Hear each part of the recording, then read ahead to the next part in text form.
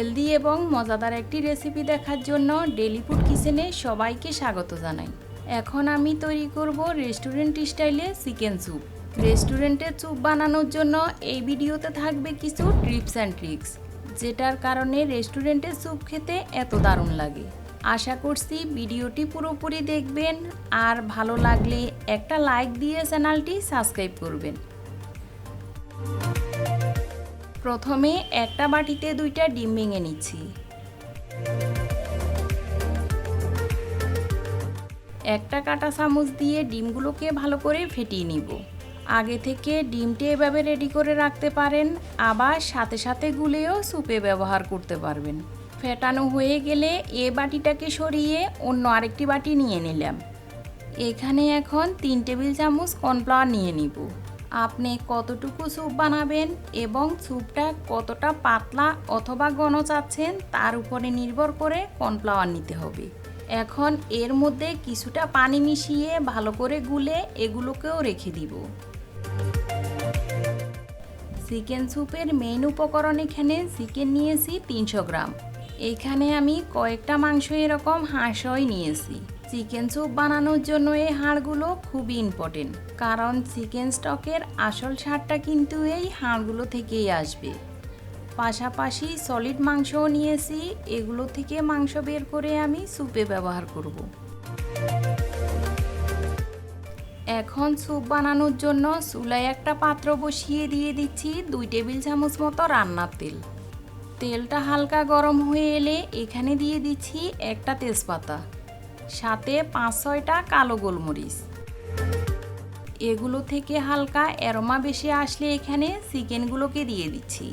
এখানে most important tips থাকবে, চিকেনগুলো দেওয়ার পর 1 থেকে 2 মিনিটের মধ্যে কোনোভাবেই এগুলোকে পাল্টানো যাবে না। কিছু সময় ওয়েট করার পর যখনই চিকেনগুলোতে এরকম একটা কালার চলে আসবে, তখন চিকেনগুলোকে উল্টে দিতে হবে। এরকম ব্রাউন কালার না আসলে চিকেনের যে স্টকটা বানাবেন সেটার স্বাদটা কিন্তু এতটা ভালো আসবে না। হোটেল বা রেস্টুরেন্টে এভাবেই কিন্তু স্টক বানানো হয়, যার কারণে ওখানকার স্যুপ খেতে এতটা মজার হয়। এই পাশটাও হয়ে গেলে এখানে আমি পানি দিয়ে দিব।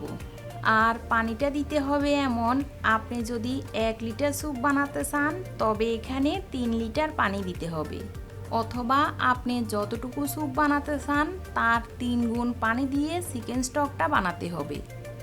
এবার দিয়ে দিব 1/2 চা চামচ আদা বাটা, 1 টেবিল চামচ রসুন কুচি,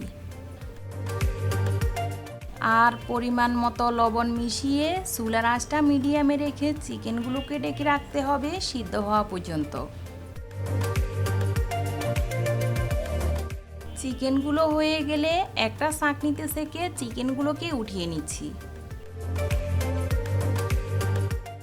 স্টকে ব্যবহার করা তেজপাতাটাকেও সরিয়ে দিচ্ছি।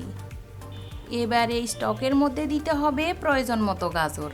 আমি এখানে একটা বড় সাইজের গাজর ব্যবহার করছি, বড় সাইজের একটা পেঁয়াজ কুচি এবং 1 টেবিল চামচ গোলমরিচ গুঁড়ো দিয়ে ঢেকে রাখবো গাজরগুলো আধা সেদ্ধ হয়ে আসা পর্যন্ত। 3-4 মিনিট পর এখানে দিয়ে দিতে হবে সেদ্ধ করে রাখা সেই মাংসগুলোকে। সাথে দিয়ে দিচ্ছি 1/4 কাপ সুইট কর্ন। রেস্টুরেন্টে খাওয়া স্যুপে কিন্তু এই সুইট কর্নটা ব্যবহার করা হয়। এবার সব কিছুকে মিশিয়ে নিয়ে ভালো করে ফুটে ওঠা পর্যন্ত অপেক্ষা করতে হবে। এখন দিয়ে দিব রেডি করে রাখা সেই কর্নফ্লাওয়ারটা, তবে দেওয়ার আগে চামচ দিয়ে এভাবে নেড়ে দিতে হবে, কারণ কর্নফ্লাওয়ারটা দেখবেন নিচে বসে থাকবে।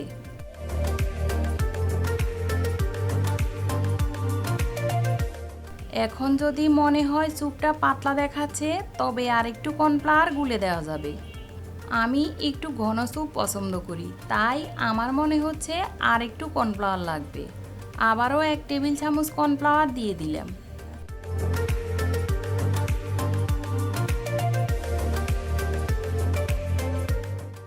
এবার ফেটিয়ে রাখা সেই ডিমগুলোকে দিয়ে দিতে হবে।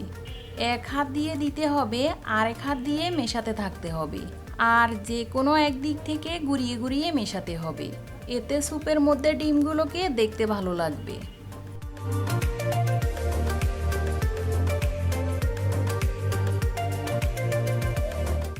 এবার দিয়ে দিচ্ছি 1 টেবিল চামচ সয়া সস।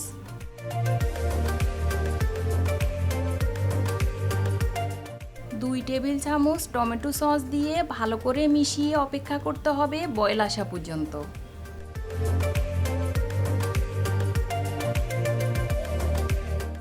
এখন দিয়ে দিচ্ছি সামান্য একটু পেঁয়াজ পাতা আর কিছুটা কুচানো ধনেপাতা মিশিয়ে চুলাটাকে বন্ধ করে দিতে হবে।